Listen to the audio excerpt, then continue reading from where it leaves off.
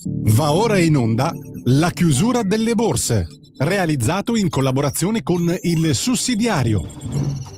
Radio Libertà, in collaborazione con Il Sussidiario TV, presenta La chiusura delle borse di oggi.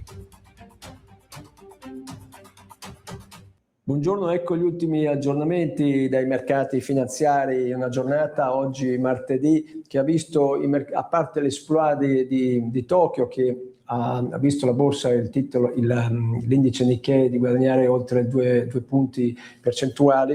In sostanza in Europa le cose stanno andando all'insegna della stabilità, poche variazioni per gli indici, attorno più 0,20 segnano Milano, Francoforte e Madrid, leggermente negativi ma quasi sulla parità Londra e Parigi.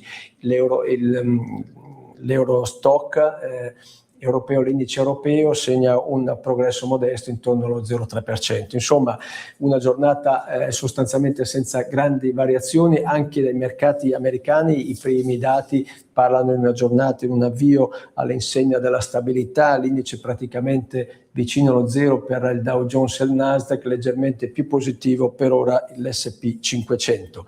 Il cambio euro-dollaro vicino a 1,15, il Bitcoin a 63.700 e 63.750, questa è la quotazione. Invece per quanto riguarda l'oro, in leggera ripresa la quotazione dell'oro a 4.440 dollari per oncia. Il petrolio, sempre sensibili alle notizie di geopolitica del conflitto in corso nel Medio Oriente, segnala un rialzo sia per il Brent attorno agli 88 dollari al barile, mentre il petrolio su WTI è 82,5. Grazie, per ora è tutto, buona giornata.